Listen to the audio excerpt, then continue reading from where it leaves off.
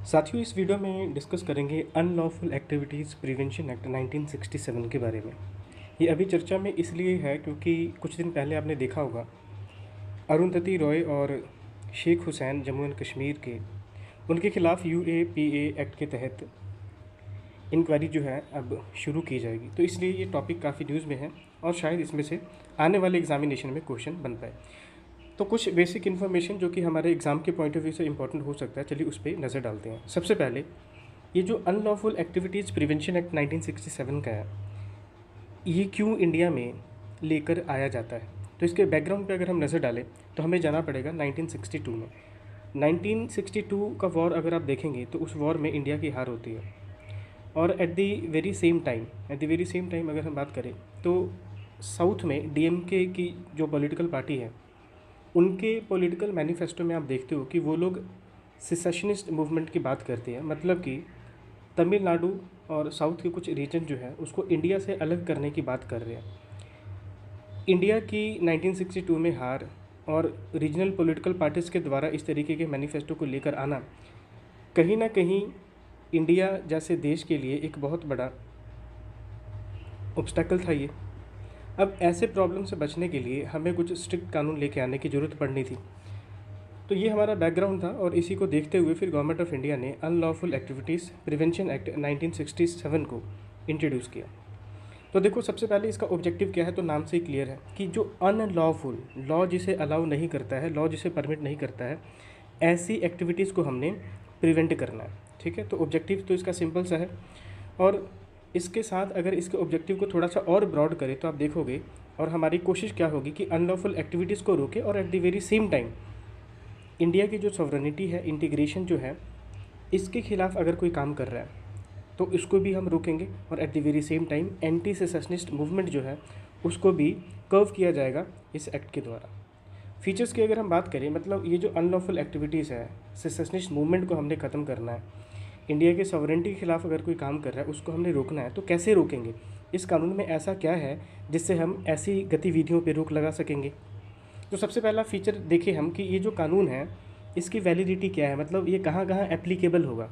तो ये इंडिया में भी एप्लीकेबल होगा और दुनिया के किसी भी कोने में हो सकता है। ठीक है, किसी भी कोने में, यहाँ से मतलब क्या है कि अगर मान लो कि कोई पर्सन रह अमेरिका में रहा लेकिन वो इंडिया के खिलाफ काम कर रहा है तो ये एक्ट उस पर वैलिड होगा। अनलॉफुल एक्टिविटीज़ क्या है, अनलॉफुल एक्टिविटीज़ प्रिवेंशन एक्ट हम पढ़ रहे हैं, तो ये अनलॉफुल एक्टिविटीज़ है क्या। तो देखो, ये अनलॉफुल एक्टिविटीज़ क्या है, ऐसी कोई भी एक्टिविटी जो सेसेशनिस्ट मूवमेंट को इंडिया में अगर अलाउ करता है, मोटिवेट करता है। जैसे इंडिया के जितने भी स्टेट्स हैं, अगर वहाँ पे कोई ग्रुप इस तरीके से काम करे कि हमने इंडिया के साथ नहीं रहना है, ठीक है, इंडिया से हमने बाहर निकल जाना है। जैसे एग्जांपल हम कंसीडर कर सकते हैं बोडोलैंड का, ग्रेटर नागालैंड की लोग डिमांड करते रहते हैं आए दिन के, खालिस्तान मूवमेंट पंजाब में चलता है। ठीक है, तो अगर ऐसी मूवमेंट अगर कहीं देखने को मिल रहा है तो इन एक्टिविटीज़ को हम अनलॉफुल डिक्लेयर कर सकते हैं। अगर कोई ऐसा क्लेम जो कि इंडिया को एक सॉवरेन देश के रूप में मानने से मना कर दे, इंडिया के ही यूनिट्स अगर इंडिया को ही अगर एक सॉवरेन बॉडी के रूप में एक्सेप्ट करने से मना कर दे, उसको अनलॉफुल एक्टिविटीज़ कहेंगे।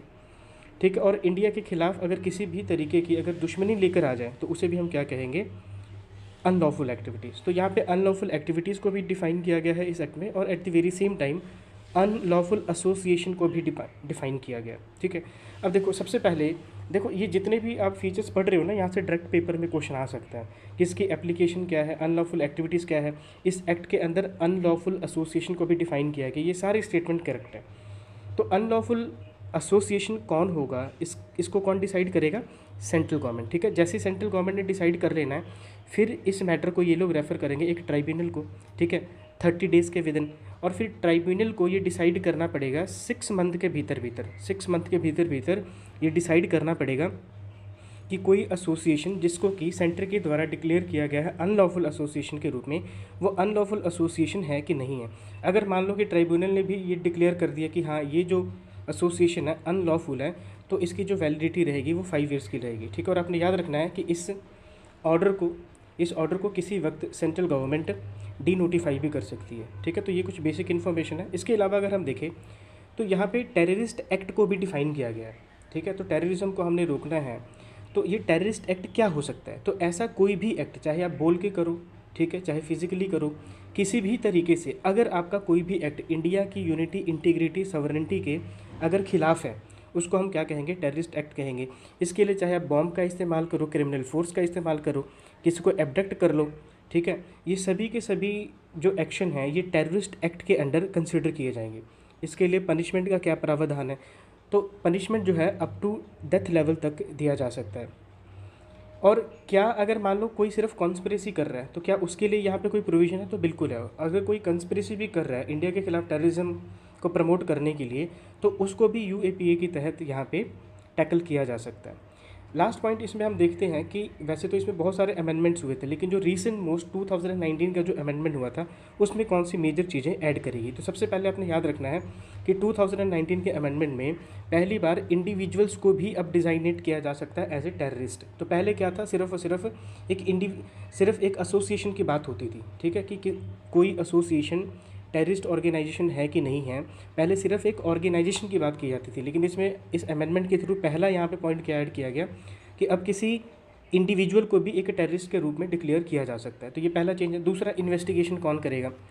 तो पहले इन्वेस्टिगेशन कौन करता था? इस एक्ट के अकॉर्डिंगली डेप्यूटी सुपरिटेंडेंट करता था, या फिर असिस्टेंट कमिश्नर ऑफ पुलिस करता था, या फिर इसके ऊपर की जो रैंक वाले लोग हैं वो इन्वेस्टिगेशन करते थे। अभी यहाँ पे अलाउ किया गया है कि जो एनआईए के ऑफिसर हैं, इंस्पेक्टर रैंक से ऊपर वाले जो लोग हैं, ये अब इन्वेस्टिगेशन कर सकते हैं। क्या ये प्रॉपर्टी को सीज़ कर सकते हैं? बिल्कुल कर सकते हैं। तो पहले क्या था कि प्रॉपर्टी को सीज़ करने के लिए जो परमिशन था वो किससे लेना पड़ता था? डीजीपी से लेना पड़ता था, ठीक है। तो अब किससे लेना पड़ेगा? अब लेना पड़ेगा डायरेक्टर जनरल ऑफ एनआईए से लेना पड़ेगा। फिर यहाँ पे एक और चेंज किया गया शेड्यूल ऑफ ट्रीटीज के रिगार्डिंग। तो देखो, ये जो यूएपीए एक्ट है, तो इसके तहत किस किस कानूनों को भी, किस किस इंटरनेशनल ट्रीटी को भी इस एक्ट के तहत इम्प्लीमेंट किया जाएगा, ठीक है। तो पहले हमारे पास लगभग 9 कानून थे, ठीक है। उसमें से अगर एक एग्जांपल हम कंसिडर करें तो convention for suppression of terrorist bombing act, ठीक है, ऐसे 9 और एक्ट थे। और इसके अलावा अगर हम बात करें तो इस शेड्यूल ट्रीटीज़ में एक और ऐड कर दिया गया इस अमेंडमेंट के थ्रू, ठीक है। और ये कौन सा एक्ट था?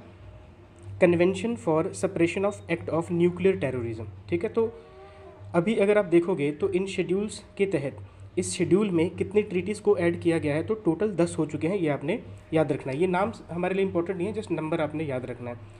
देखो जी, क्रिटिसिज्म क्या है इस एक्ट का? एक्ट का पर्पस तो बहुत अच्छा है, ठीक है, कि टेररिज्म को हमने रोकना है, सेसेशनिस्ट मूवमेंट को रोकना है। लेकिन इसको क्रिटिसाइज़ क्यों किया जाता है? क्रिटिसाइज़ किया जाता है कि इसका मिसयूज़ हो रहा है पॉलिटिकल गेन के लिए, ठीक है।